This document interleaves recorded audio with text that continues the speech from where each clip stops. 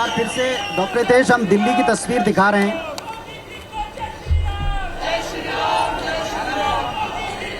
प्रधानमंत्री जी का स्वागत होते दिख रहा है। बड़ा अवसर है भारतीय जनता पार्टी के कार्यकर्ताओं के लिए भी। स्वागत है भाई, स्वागत है। संभवतः वे जरूर अपनी बात कहने जा रहे हैं कार्यकर्ताओं को और देश को। स्वागत है भाई, स्वागत है। मैं आदरणीय प्रधानमंत्री से निवेदन करूंगा कि वो देश को संबोधित करें। आदरणीय प्रधानमंत्री। भारत माता की, भारत माता की, भारत माता की जय जगन्नाथ, जय जगन्नाथ।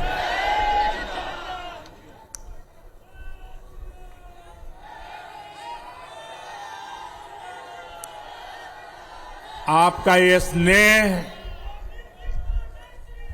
आपका ये प्यार,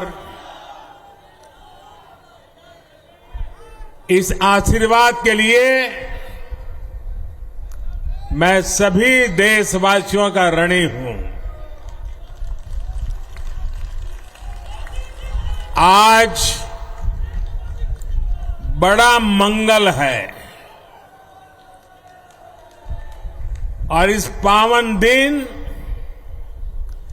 एनडीए की लगातार तीसरी बार सरकार बननी तय है।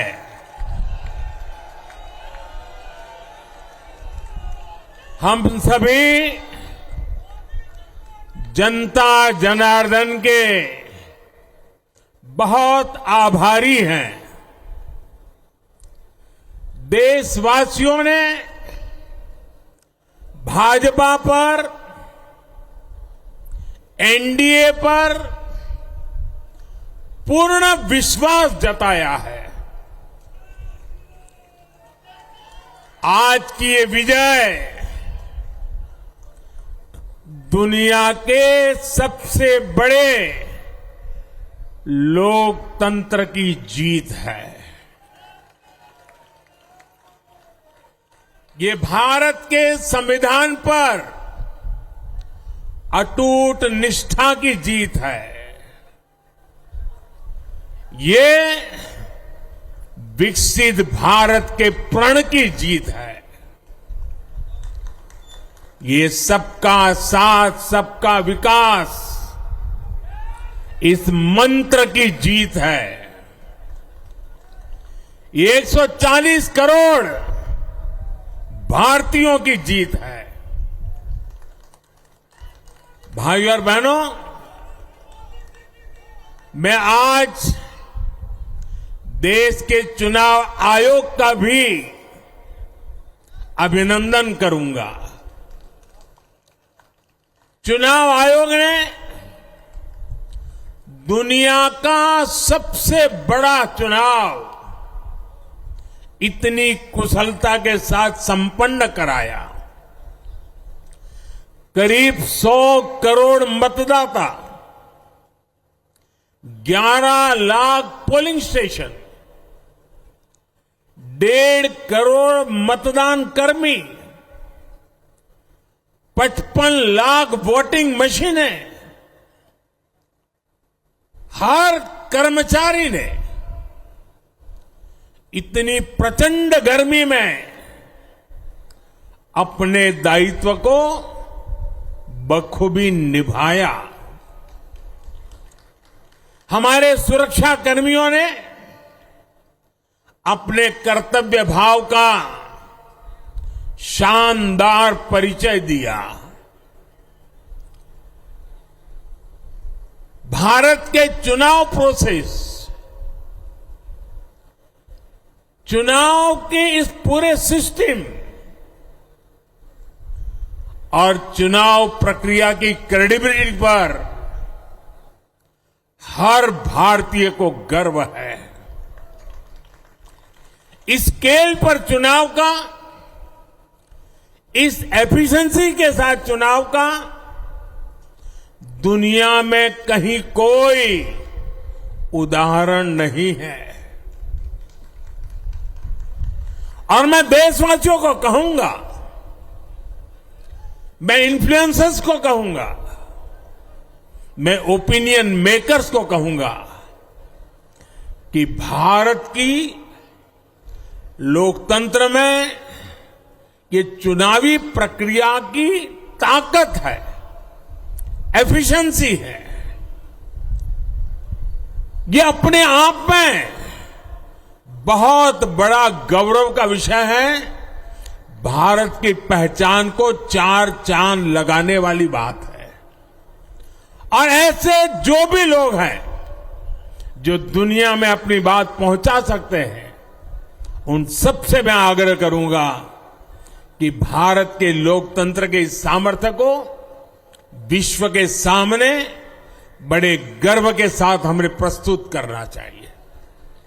इस बार भी भारत में जितने लोगों ने मतदान किया, वो अनेक बड़े लोकतांत्रिक देशों की कुल आबादी से भी ज्यादा है। जम्मू कश्मीर के मतदाताओं ने इस चुनाव में रिकॉर्ड वोटिंग कर अभूतपूर्व उत्साह दिखाया है और दुनिया भर में भारत को बदनाम करने वाली जो ताकतें हैं, उनको आईना दिखा दिया है। मैं देश के हर मतदाता को, जनता जनार्दन को विजय के इस पावन पर्व पर आदरपूर्वक नमन करता हूं। मैं देश भर के सभी दलों, सभी उम्मीदवारों का भी अभिनंदन करता हूं। सभी की सक्रिय भागीदारी के बिना लोकतंत्र की ये विराट सफलता संभव नहीं थी। भाजपा के, एनडीए के हर कार्यकर्ता साथी को भी मैं हृदय से धन्यवाद करता हूं। साथियों, इस चुनाव के, इस जनादेश के कई पहलू हैं। 1962 के बाद पहली बार कोई सरकार अपने 2 कार्यकाल पूरे करने के बाद तीसरी बार वापस आई है।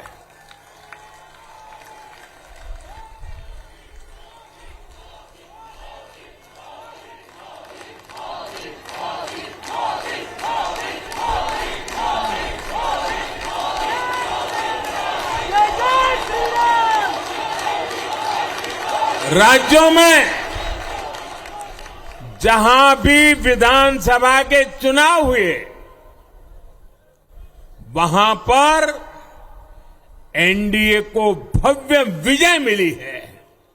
चाहे वो अरुणाचल प्रदेश हो, आंध्र प्रदेश हो, उड़ीसा हो या फिर सिक्किम। और इन राज्यों में कांग्रेस का सुपड़ा साफ हो गया है।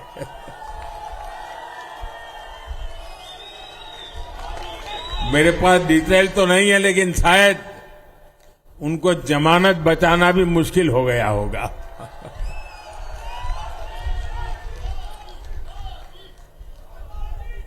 भाजपा उड़ीसा में सरकार बनाने जा रही है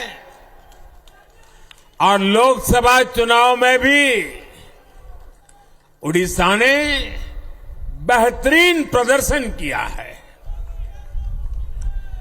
ये पहली बार होगा जब महाप्रभु जगन्नाथ की धरती पर बीजेपी का मुख्यमंत्री होगा।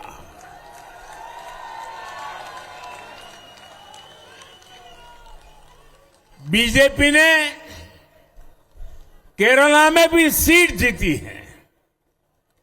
हमारे केरल के कार्यकर्ताओं ने बहुत बलिदान दिए हैं। कई पीढ़ियों से वो संघर्ष भी करते रहे, जन सामान्य की सेवा भी करते रहे। और पीढ़ियों से, मैं सालों से नहीं कह रहा हूं, पीढ़ियों से जिस क्षण का इंतजार किया, वो आज सफलता को चूमने लगी है।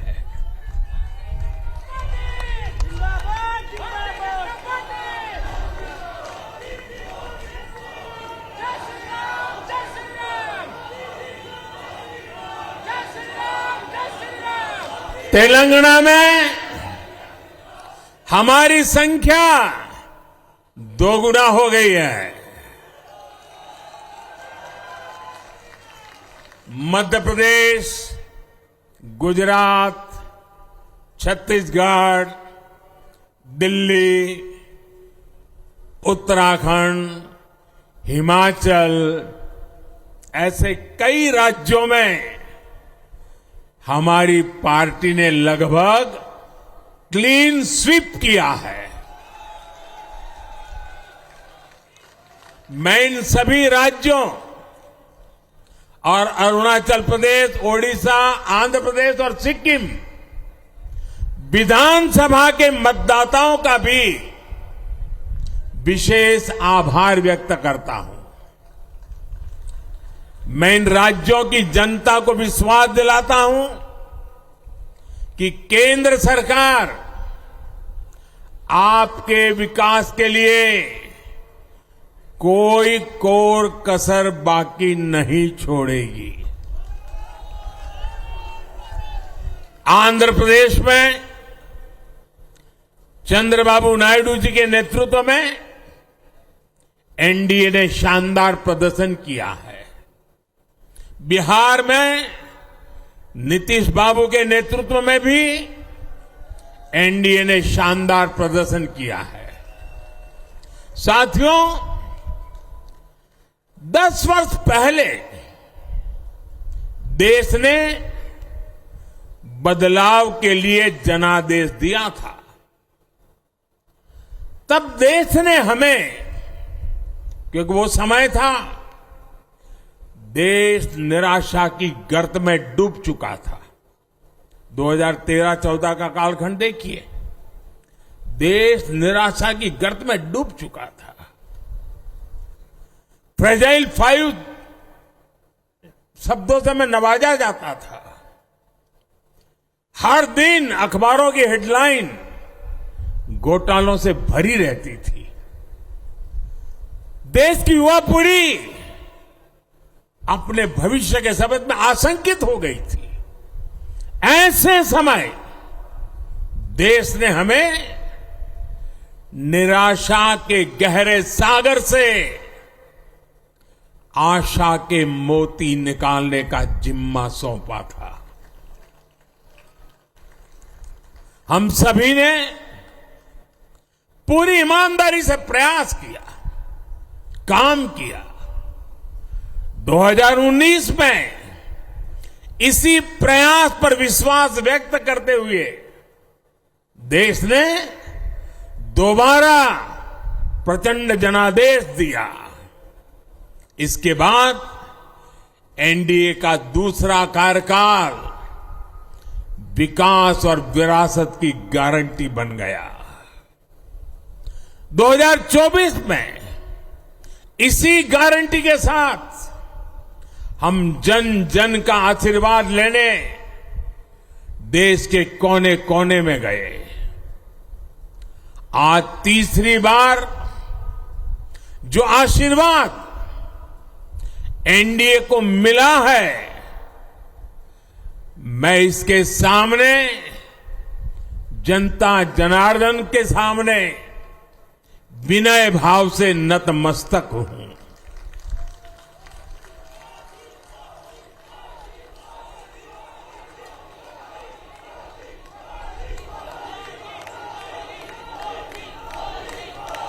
साथियों, आज का यह पल निजी तौर पर मेरे लिए भी भावुक करने वाला पल है। मेरी मां के जाने के बाद ये मेरा पहला चुनाव था, लेकिन सच मानिए, देश की कोटि कोटि माताओं, बहनों, बेटियों ने मां की कमी मुझे खलने नहीं दी। मैं पूरे देश में जहां जहां भी गया, माताओं, बहनों, बेटियों ने अभूतपूर्व स्नेह और आशीर्वाद दिया। और यह आंकड़ों में नहीं दिख सकता है। देश के इतिहास में महिलाओं द्वारा वोटिंग के सारे रिकॉर्ड टूट गए। इस प्यार, इस अपनेपन को मैं शब्दों में बयान नहीं कर सकता। ये मेरे भावों में है, ये मेरे मन मस्तिष्क के कोने कोने में रचा बसा है। देश की कोटि कोटि माताओं बहनों ने मुझे नई प्रेरणा दी है। साथियों, पिछले 10 साल में देश ने बहुत बड़े फैसले लिए हैं। राष्ट्र प्रथम की भावना हमें असामान्य लक्ष्य हासिल करने का हौसला देती है। ये हम में कुछ कर गुजरने की इच्छा शक्ति उत्पन्न करती है। हमने दुनिया की सबसे बड़ी जन कल्याणकारी योजनाएं चलाई। आजादी के 70 साल बाद 12 करोड़ लोगों को नल से जल मिला। आजादी के 70 साल बाद 4 करोड़ गरीबों को पक्के घर मिले। देश के 80 करोड़ जरूरतमंदों को मुफ्त राशन की सुविधा मिली। करोड़ों गरीबों को 5 लाख रुपए तक के मुफ्त इलाज की सुविधा मिली। राष्ट्र प्रथम की इसी भावना की वजह से जम्मू कश्मीर से 370 हटी। जीएसटी और आईबीसी जैसे रिफॉर्म हुए, बैंकिंग रिफॉर्म हुए। हमने राष्ट्रहित को हमेशा सबसे आगे रखा। आप याद करिए, कोरोना का इतना बड़ा संकट आया, हमने वही फैसला लिया जो देश हित में था, जनहित में था। हमने हर दबाव से अलग हटकर कदम उठाया और इसी का नतीजा है आज भारत दुनिया की सबसे तेजी से विकसित होती बड़ी इकोनॉमी है।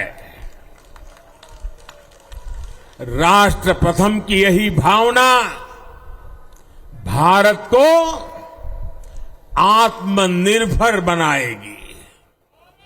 साथियों, हमारे सामने एक महान संकल्प है,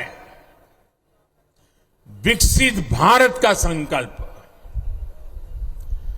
10 साल के बाद लगातार तीसरी बार जनता जनार्दन का प्यार, उनका आशीर्वाद हमारा हौसला बढ़ाता है, हमारे संकल्प को नई मजबूती देता है, नई ऊर्जा देता है।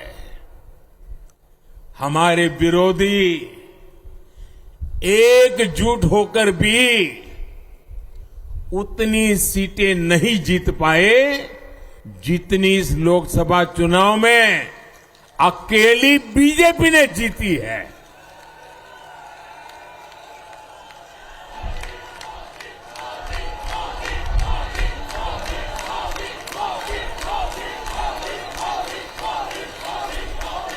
मैं देश के कोने कोने में उपस्थित बीजेपी के कार्यकर्ताओं को कहूंगा, देशवासियों को कहूंगा, आपकी मेहनत, इतनी गर्मी में आपका बहाया पसीना, ये मोदी को निरंतर काम करने की प्रेरणा देता है।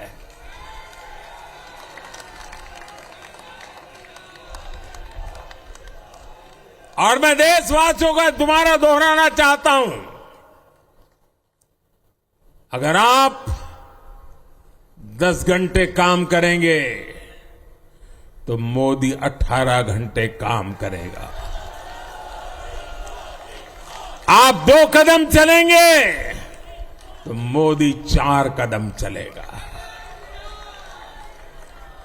हम भारतीय मिलकर चलेंगे, देश को आगे बढ़ाएंगे। तीसरे कार्यकाल में देश बड़े फैसलों का एक नया अध्याय लिखेगा और ये मोदी की गारंटी है।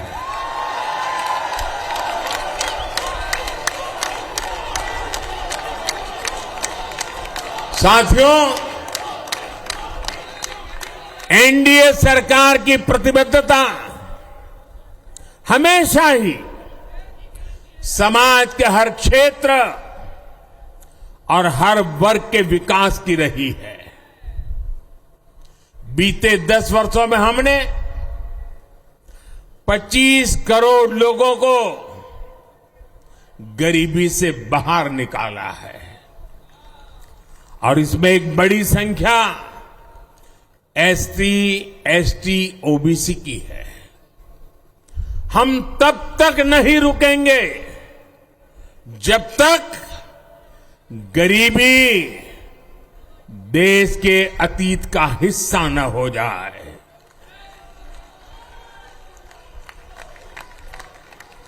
वुमेन लेड डेवलपमेंट हमारी सरकार के गवर्नेंस मॉडल के केंद्र में रहा है। स्पोर्ट्स से स्पेस और एंटरप्रेन्योरशिप तक हम हर क्षेत्र में माताओं, बहनों, बेटियों को नए अवसर देने के लिए काम करेंगे। बीते 10 वर्षों में आपने देखा है, हमने मेडिकल कॉलेज की संख्या 2 गुनी की है, एम्स की संख्या 3 गुनी की है, स्वरोजगार और स्टार्टअप में ऐतिहासिक बढ़ोतरी हुई है। हमने भारत को दुनिया का दूसरा सबसे बड़ा मोबाइल मैन्युफैक्चरर बनाया है। अब इलेक्ट्रॉनिक्स, सेमीकंडक्टर और ऐसे नए सेक्टर्स में और तेजी से काम किया जाएगा। हमने देश के डिफेंस प्रोडक्शन और एक्सपोर्ट को बढ़ाने का प्रयास किया है। हम तब तक नहीं रुकेंगे जब तक देश का डिफेंस सेक्टर आत्मनिर्भर नहीं बन जाता। हम अपने युवाओं को शिक्षा, रोजगार, स्वरोजगार हर क्षेत्र में सशक्त करेंगे। किसानों के लिए बीज से बाजार तक आधुनिक नीतियों को बनाने का काम और प्राथमिकता पर होगा। दलहन से लेकर खाद्य तेल तक हम हमारे किसानों को हर क्षेत्र में आत्मनिर्भर बनाने के लिए काम करते रहेंगे। साथियों, आने वाला समय ग्रीन एरा है, हरित युग का है। आज भी हमारी सरकार की नीतियां प्रगति, प्रकृति और संस्कृति के समागम की है। हम ग्रीन इंडस्ट्रियलाइजेशन पर निवेश बढ़ाएंगे। ग्रीन एनर्जी हो या फिर ग्रीन मोबिलिटी, हम भारत को सबसे आगे ले जाएंगे। भारत को दुनिया की तीसरी बड़ी इकोनॉमी बनाने के लिए एनडीए सरकार पूरी शक्ति से काम करेगी। भाई और बहनों, आज का भारत वैश्विक समाधान का हिस्सा भी बन रहा है। हमने कोरोना के दौरान देखा है कि कैसे भारत की वैक्सीन कैपेसिटी ने दुनिया को संकट से बचाने में मदद की। हमारे चंद्रयान ने चंद्रमा के साउथ पोल पर लैंडिंग करके स्पेस एक्सप्लोरेशन के नए रास्ते खोले हैं। क्लाइमेट चेंज से लेकर फूड सिक्योरिटी तक जो भी विषय दुनिया के सामने है, भारत उनके लिए काम करना अपनी जिम्मेदारी समझता है। भारत ग्लोबल सप्लाई चेन को स्टेबिलिटी और डायवर्सिटी देना भी अपना दायित्व समझता है। इसलिए भारत आज विश्व बंधु के रूप में सबको गले लगा रहा है। मुझे विश्वास है, मजबूत भारत मजबूत दुनिया का एक मजबूत स्तंभ सिद्ध होगा। साथियों, 21वीं सदी के भारत को आगे बढ़ना है तो उसे करप्शन पर भी लगातार तेज प्रहार करना ही होगा। डिजिटल इंडिया और टेक्नोलॉजी ने करप्शन के अनेक रास्ते बंद किए हैं, लेकिन ये भी सच है कि करप्शन के खिलाफ लड़ाई दिनों दिन कठिन हो रही है। राजनीतिक स्वार्थ के लिए जब करप्शन का महिमा मंडन शुरू हो जाए और इसमें निर्लज्जता की सारी हदें पार हो जाए, तब करप्शन को बहुत ताकत मिल जाती है। इसलिए तीसरे कार्यकाल में एनडीए सरकार का बहुत ज्यादा जोर हर तरह के करप्शन को जड़ से उखाड़ फेंकने का होगा। भाई और बहनों, भाजपा के हर कार्यकर्ता के लिए हमेशा से दल से बड़ा देश रहा है। सेवा भाव से बड़ी राजनीति कोई नहीं हो सकती। इसलिए हमें सेवा भाव को सर्वोपरि रखने की परंपरा को निरंतर मजबूत करना है। भाजपा का कार्यकर्ता जन आकांक्षाओं, जन भावनाओं और जन अपेक्षाओं का प्रतिनिधित्व करता है और ये हम कभी भूल नहीं सकते हैं। जरूरी है कि समाज के हर वर्ग से और हर व्यक्ति से हम निरंतर संवाद करते रहे। साथियों, कुछ ही दिनों में देश छत्रपति शिवाजी महाराज के राज्याभिषेक की 350वीं वर्षगांठ मनाएगा। उनका जीवन अपने आप में इस बात की प्रेरणा है कि देव पथ पर अड़ी कैसे रहा जाता है। अपने देव पथ में भी हमारी मेहनत में कोई कमी ना रहे। हम पूरी निष्ठा से, पूरी ईमानदारी से देश की सेवा करते रहे। हमारे जीवन की बहुत बड़ी कसौटी होनी चाहिए।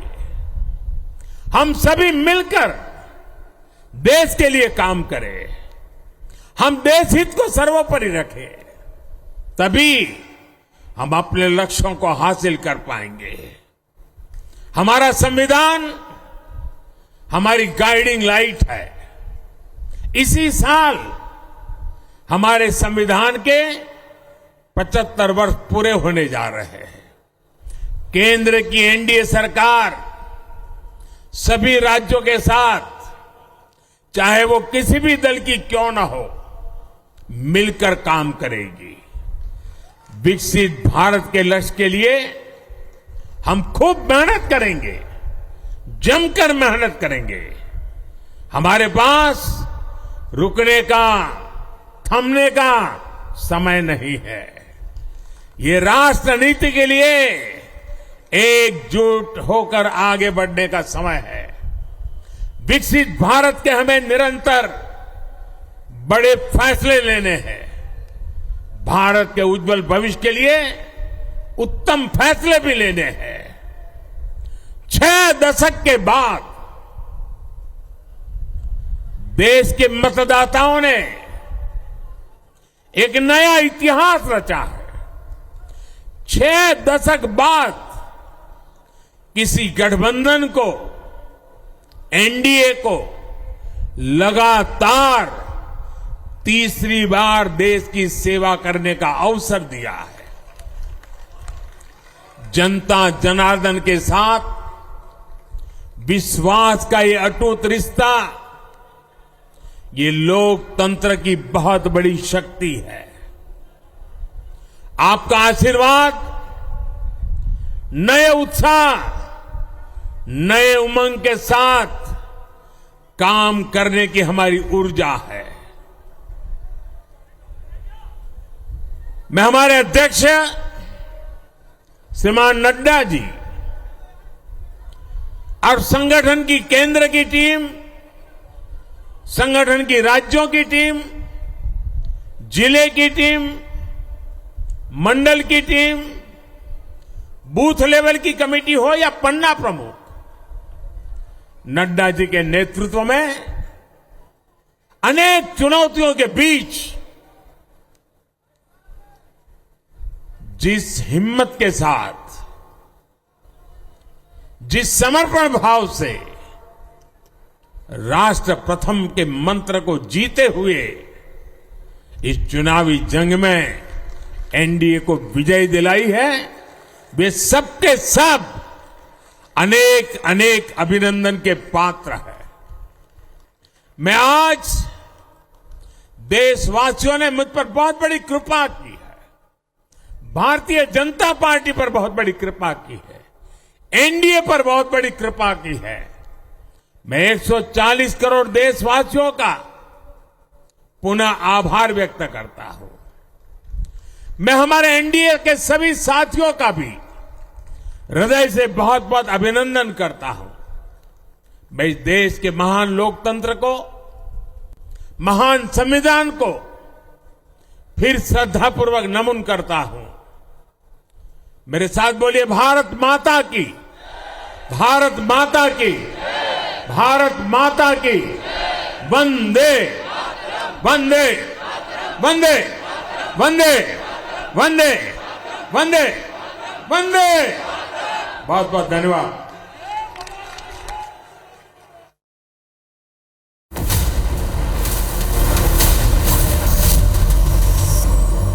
उसके कारण हो सकता है कि 29 सीटें वो जीत गए हों, उनके लॉजिक कुछ भी रहे हों, लेकिन देश में जो परिणाम आए उनसे साफ स्पष्ट होता है कि नरेंद्र मोदी जी की लोकप्रियता घटी है। वो 4.5-6 लाख वोटों से पिछली बार बनारस से जीते थे, जैसे तैसे करके 1,50,000 से कुछ अधिक वोटों से चुनाव जीते हैं। और बाकी जगह भी हम बात करेंगे तो लगातार कांग्रेस पार्टी और कांग्रेस पार्टी के सहयोगी गठबंधन बहुत अच्छा परफॉर्मेंस कर रहे हैं। उत्तर प्रदेश के हम परिणाम देखेंगे तो बहुत आशान्वित हैं। बाकी सब जगह में कांग्रेस पार्टी ने बहुत अच्छा परफॉर्मेंस किया है।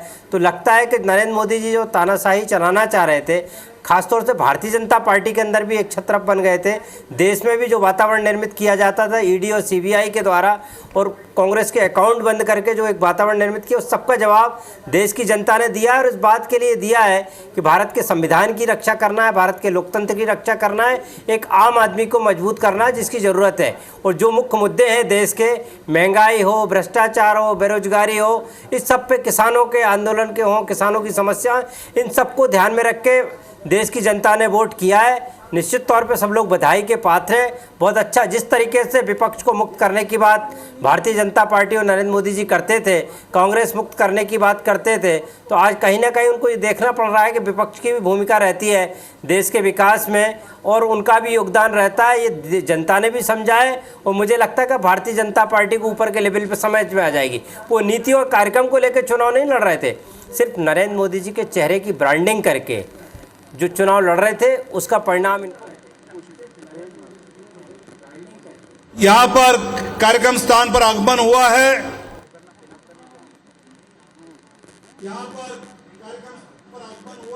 हेलो,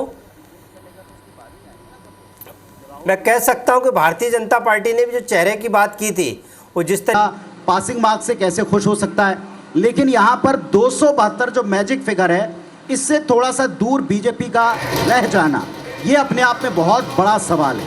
आप चाहें तो इसे मैसेज कह सकते हैं, चाहे तो जनता की समझदारी, चाहे तो जनता का जवाब, या विपक्ष की तैयारी, जो चाहे आप नाम दे सकते हैं। एक तरफ आप ये टेलीविजन स्क्रीन पर दिल्ली से आती तस्वीरें देख रहे हैं, लेकिन दूसरी तरफ इस पर यह बड़ा सवाल भी है कि आखिर 272 अपने दम पर हो क्यों ना पाए।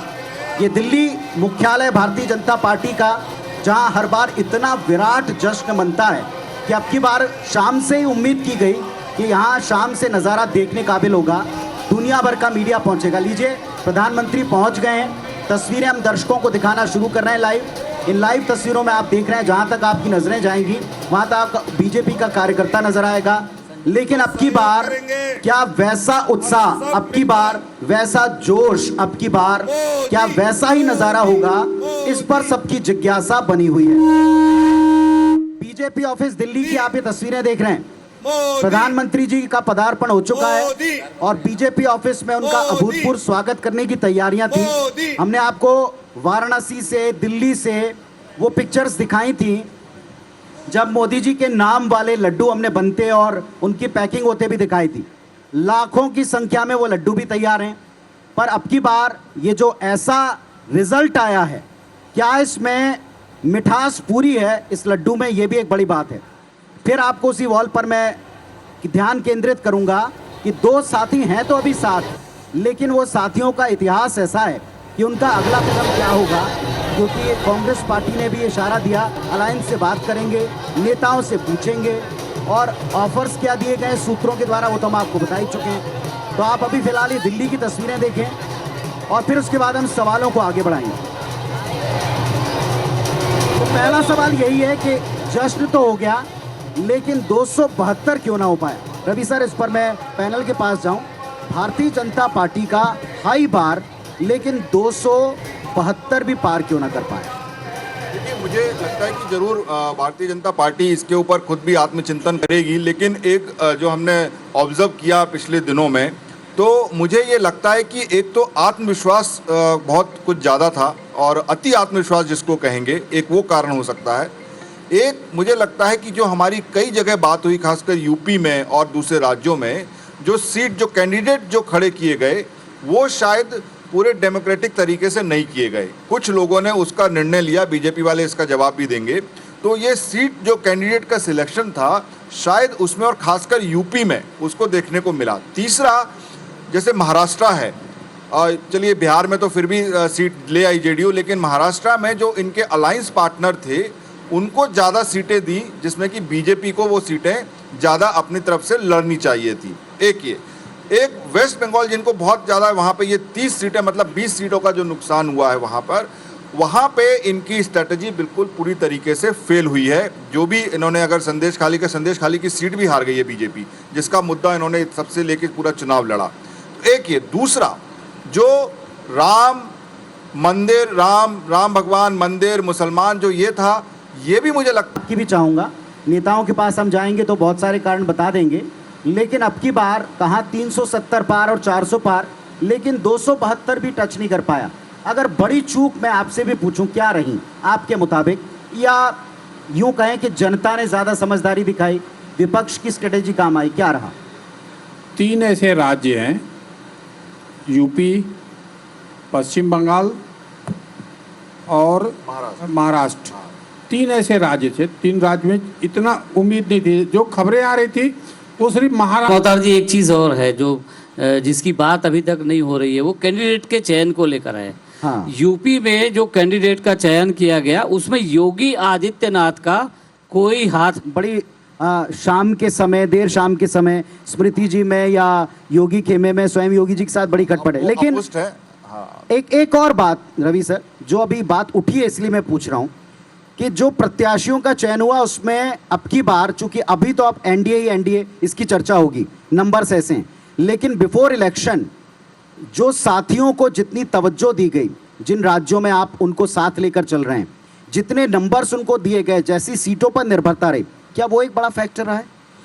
देखिए, ये बात बिल्कुल सही है कि अगर हम पिछले 10 सालों में देखें, चुनाव से पहले चूंकि बीजेपी जो थी वो अपने बल पर कंफर्टेबल, कई उदाहरण हैं, लेकिन चुनाव से पहले जो उन्होंने प्री पोल अलायंस जो किया, जिसमें कि 2 पार्टी हमने दिखाई कि उस तरफ वो नीतीश हैं और इस तरफ ये नायडू हैं, दोनों एनसी हैं, तो ये अब इनके काफ़ी मददगार और इनकी मदद इनको लेनी पड़ेगी। अब ये उस स्थिति में नहीं है कि अपने किसी भी अलायंस पार्टनर को ये इग्नोर कर सकें या उनको ऐसे उनके साथ काम करें कि हम आपके साथ रख के एहसान कर रहे हैं। अब ये नहीं हो सकता जी। हम लोग जिनको मस्ट कैरी कहते हैं, हाँ, अभी वो मस्ट कैरी हो गए और नए वाले और ढूंढने पड़ेंगे, नए वाले भी ढूंढने पड़ेंगे, जो है उनको साथ रखना पड़ेगा। ये भी इसमें लग रहा था कुछ सहयोगी कि लेने होंगे भाजपा का जितने सहयोगी दल थे उनके साथ बेहतर समन्वय नहीं था। कहीं न कहीं हर जितने जो पहले थे, अकाली दल वर्षों पुराना, शिवसेना वर्षों पुराना, या जो नए थे, चंद्रबाबू नायडू भी वर्षों पुराना थे, अभी आखिरी में जुड़े, पहले बहुत खटपट चला। तो जितने भी सहयोगी थे, या वो सहयोगी ये मान के चलते थे कि भाजपा के साथ रहोगे तो भाजपा हम ही को खा जाएगी, ये डरने भी लगे थे। तो इस तरह के कारण जो एक समन्वय नहीं बैठ रहा, ये भी जी। चलिए, यहाँ अब देखें, आप जेपी नड्डा एक तरफ बोलने के लिए उठ गए हैं, ये राष्ट्रीय दफ्तर भारतीय जनता पार्टी का हम दिखा रहे हैं, वो स्पीच हम सुनवाए, उसके पहले रिएक्शन लेता हूं। केदार जी, इतना बड़ा अपने इस विजय उत्सव पर मंच पर उपस्थित हम सबके बहुत ही प्रिय और देश के यशस्वी प्रधानमंत्री सम्माननीय श्री नरेंद्र मोदी जी, हमारे रक्षा मंत्री आदरणीय राजनाथ सिंह जी, हमारे गृह मंत्री श्री अमित भाई शाह जी, और यहां उपस्थित इतनी बड़ी संख्या में